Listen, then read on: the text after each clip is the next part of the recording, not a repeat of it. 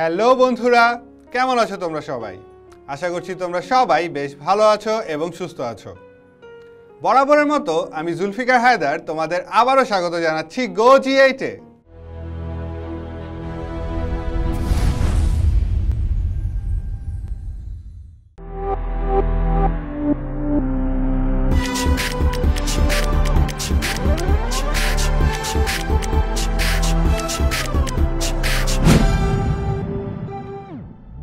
বন্ধুরা, আজকের এপিসোডে আমরা একাদশ ও দ্বাদশ শ্রেণীর উচ্চতর গণিত প্রথম পত্রের চতুর্থ অধ্যায় অর্থাৎ বৃত্ত থেকে কিছু গাণিতিক সমস্যার সমাধান করে দেখাবো।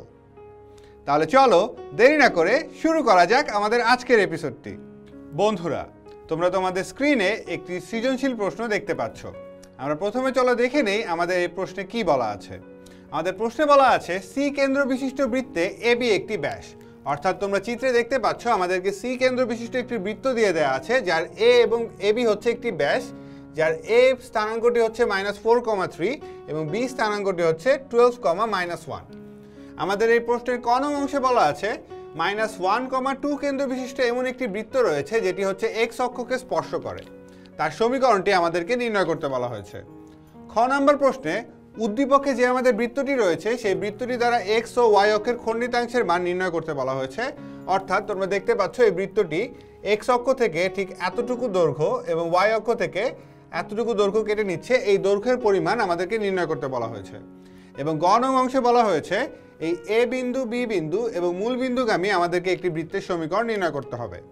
তাহলে প্রথমে আমরা এই ক নং অংশের সমাধানে আসি। আমাদের ক নং অংশে একটি বৃত্তের কেন্দ্র দিয়ে দেওয়া আছে, যে কেন্দ্রটি হচ্ছে -1,2। তাহলে দেয়া আছে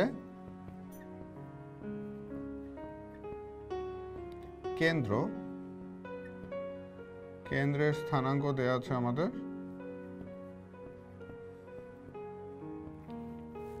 -1,2 এবং বলা আছে ওই বৃত্তটি হচ্ছে এক্স অক্ষকে স্পর্শ করে।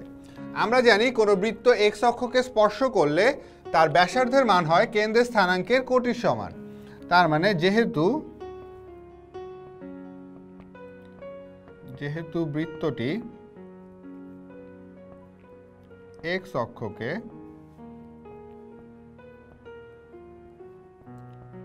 স্পর্শ করে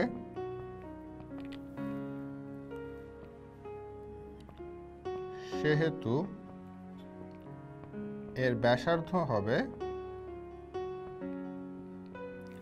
কেন্দ্রের কোটি, অর্থাৎ হচ্ছে গিয়ে ব্যাসার্ধের মান হবে হচ্ছে গিয়ে 2।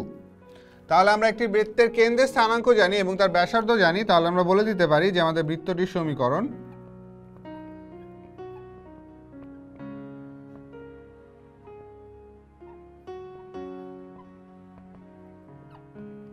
হবে হচ্ছে গিয়ে x + 1 হোল স্কয়ার প্লাস হচ্ছে y - 2 হোল স্কয়ার ইকুয়ালস হচ্ছে ব্যাসার্ধ স্কয়ার, মানে হচ্ছে গিয়ে 4।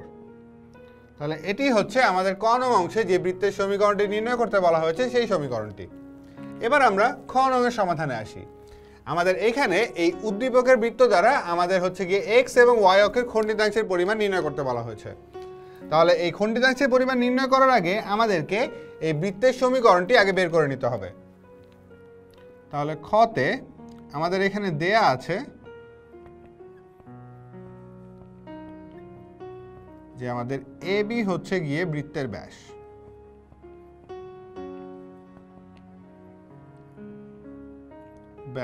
যার প্রান্ত বিন্দুগুলো হচ্ছে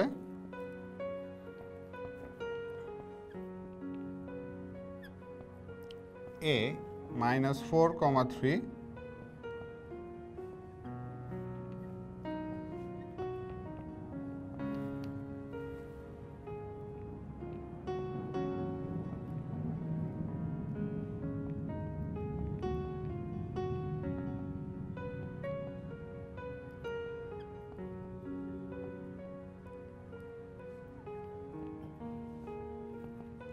তাহলে আমরা ব্যাসের দুটি প্রান্তবিন্দু যদি জানি তাহলে সেখান থেকে আমরা বৃত্তের সমীকরণ নির্ণয় করতে পারি। তাহলে আমরা যেহেতু ব্যাসের প্রান্তবিন্দুগুলো এগুলি দেয়া আছে, তার মানে আমরা বৃত্তের সমীকরণটিকে বলতে পারি x - x1 অর্থাৎ হচ্ছে x + 4 * x - x2 অর্থাৎ x - 12 plus y minus y one মানে হচ্ছে y minus three, y minus y two মানে হচ্ছে y plus one equals to হবে হচ্ছে কি 0। তাহলে এটাকে যদি আমরা গুণ করে দেই তাহলে আমরা এখান থেকে পাচ্ছি হচ্ছে এটা x square minus 12x plus 4x minus 48 plus এখান থেকে y square plus y minus 3y minus 3 equals to 0। তাহলে আমাদের বৃত্তটির সমীকরণ আসছে হচ্ছে গিয়ে x square plus y square minus 8x minus 2y এবং মাইনাস 51 সমান হচ্ছে 0। তাহলে এই সমীকরণটিকে আমরা এবার বৃত্তের আদর্শ সমীকরণের সাথে তুলনা করব, কারণ আমরা জানি যে একটি বৃত্ত দ্বারা এক্স অক্ষের খণ্ডিতাংশ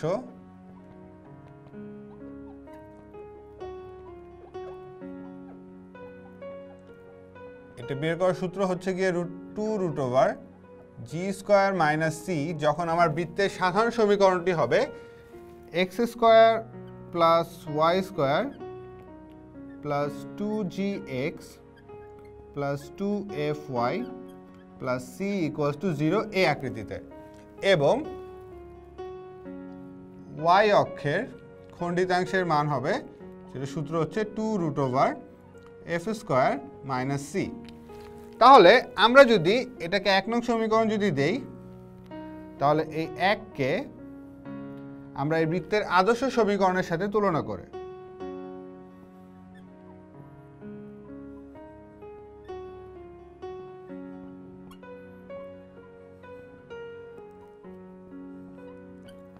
আমরা যদি তুলনা করি তাহলে তুলনা করলে আমরা এখান থেকে পাই যে আমাদের টয়েস জি এর মান আসছে হচ্ছে গিয়ে -8, 2g সমান হচ্ছে -8, সেখান থেকে আমরা জি এর একটি ভ্যালু পাই যেটা আসে হচ্ছে গিয়ে -4, এবং আমরা টয়েস এফ সমান পাই হচ্ছে গিয়ে -2, তাহলে সেখান থেকে আমরা এফ এর ভ্যালু পাই হচ্ছে গিয়ে -1, এবং আমরা হচ্ছে গিয়ে সি এর যে ভ্যালুটা পাই সেই সি সমান আসে আমাদের -51। তাহলে আমরা এই দুটি সূত্রে এখন জি, এফ এবং সি এর মান বসিয়ে দিই।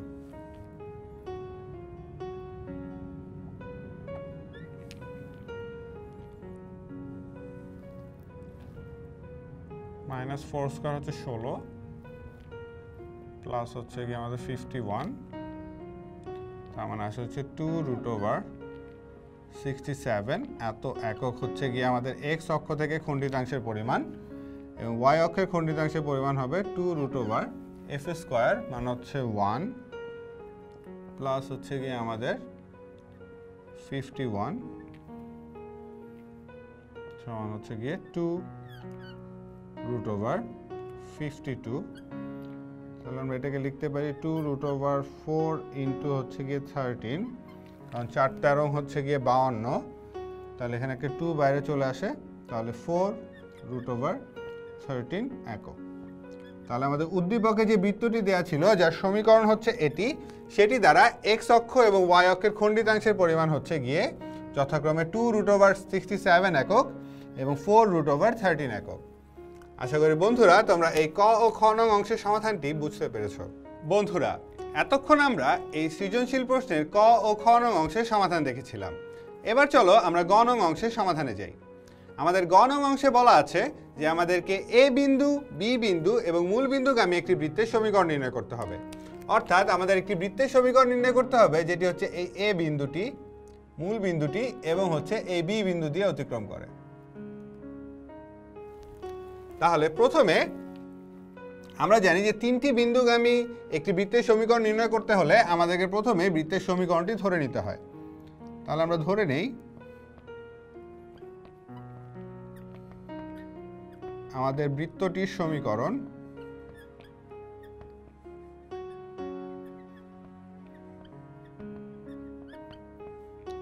X square plus y square plus 2gx plus 2fy plus c equals to হচ্ছে গিয়ে 0। এটাকে আমরা 1 নং সমীকরণ দিচ্ছি। এবার আমাদের প্রশ্নে বলা আছে আমাদের বৃত্তটি হচ্ছে এ বিন্দু, বি বিন্দু এবং মূল বিন্দু অর্থাৎ 0 0 দ্বারা অতিক্রম করে। তাহলে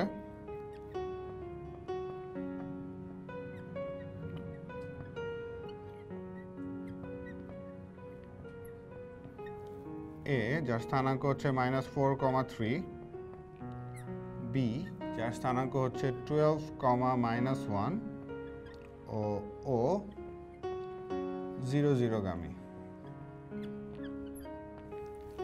তাহলে আমি প্রত্যেকটি বিন্দু দিয়ে যেহেতু আমার এই বৃত্তটি অতিক্রম করছে, তাহলে এই প্রত্যেকটি বিন্দু দ্বারা আমার এই বৃত্তের সমীকরণটি সিদ্ধ হবে। তাহলে আমরা বলতে পারি যে সুতরাং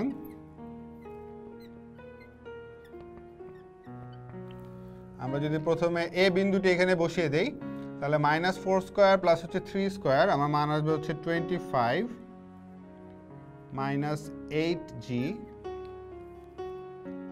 প্লাস হচ্ছে গিয়ে আমাদের 6f plus c equals to 0। এটাকে আমরা 2 নং সমীকরণ, এবং যদি 12, -1 বসাই তাহলে 12 12 144 প্লাস 1 আমার আসছে হচ্ছে গিয়ে 145 প্লাস হচ্ছে গিয়ে 24g মাইনাস হচ্ছে গিয়ে আমাদের 2f plus c equals to 0। এটাকে আমরা দিচ্ছি 3 নং সমীকরণ, এবং যদি আমি 0 0 বসিয়ে দেই তাহলে আমাদের এখান থেকে আমি পাই c ইকুয়ালস টু 0। এটাকে দিচ্ছি আমরা 4 নং সমীকরণ। তাহলে আমরা c এর ভ্যালুটা আমাদের বের হয়ে গেছে। তাহলে এই c এর ভ্যালুটা যদি আমি 2 এবং 3 নং সমীকরণে বসিয়ে দিই তাহলে কি হচ্ছে দেখি।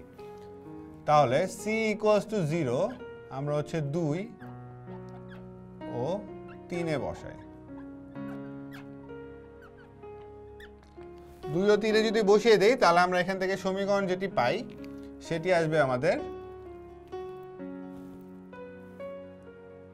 25 -8g প্লাস 6f সমান হচ্ছে 0 এবং 145 plus 24g minus 2f equals to হচ্ছে 0। এটাকে আমরা নতুন সমীকরণের নাম দিই, এটা হচ্ছে 5 নং সমীকরণ এবং এটা হচ্ছে গিয়ে 6 নং সমীকরণ। তাহলে এবার এই 5 ও 6 নং সমীকরণকে সমাধান করে আমরা এখান থেকে g এবং f এর মানটি নির্ণয় করি। তাহলে আমরা একটি কাজ করতে পারি, আমরা 6 নং সমীকরণের সাথে অপনয়ন পদ্ধতি যদি আমরা এখানে অনুসরণ করি তাহলে আমরা 6 নং সমীকরণের সাথে যদি 5 নং সমীকরণের 3 গুণ যোগ করি তাহলে আমাদের এখান থেকে আসছে হচ্ছে গিয়ে, এই পাশে আসবে হচ্ছে গিয়ে 6 নং সমীকরণে আসে 145 প্লাস হচ্ছে গিয়ে 25 এর 3 গুণ, এটা আসবে হচ্ছে গিয়ে 75, 24g মাইনাস হচ্ছে গিয়ে 8g এর 3 গুণ মানে 24g, g কাটাকাটি চলে যায় এবং এই পাশে থাকে হচ্ছে -2f প্লাস 3 6 আমার হচ্ছে 18f সমান হচ্ছে 0। তাহলে এখান থেকে আমি পাই হচ্ছে গিয়ে আমাদের এখানে থাকবে হচ্ছে গিয়ে 16f সমান হচ্ছে গিয়ে আমাদের মাইনাস হয়ে যাবে 145 প্লাস হচ্ছে 75, যেটার যোগফল আসে আমাদের 145 প্লাস হচ্ছে 75 সমান আসে হচ্ছে গিয়ে -220। তাহলে এখান থেকে যদি আমি f এর ভ্যালুটি ক্যালকুলেট করি তাহলে আমাদের f এর মান আসছে হচ্ছে গিয়ে -220 ডিভাইডেড বাই হচ্ছে 16,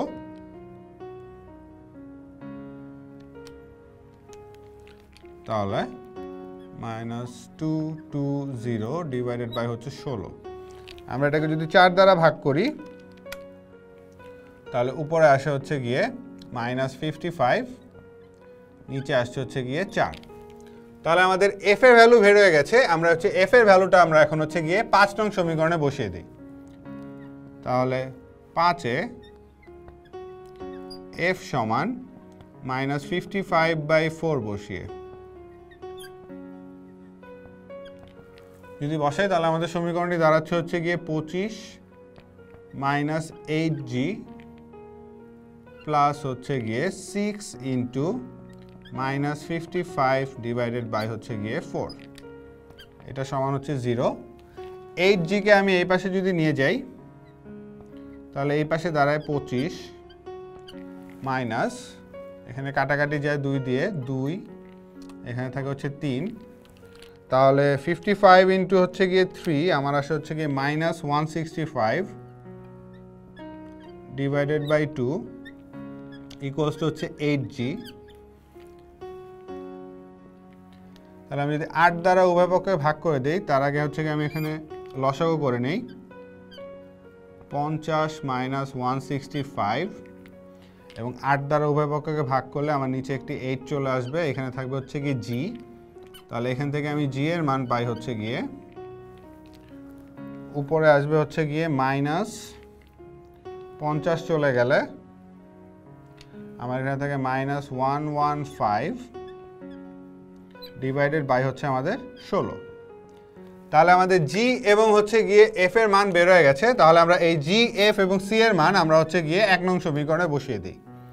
তাহলে 1 নংয়ে g, f ও c এর মান বসিয়ে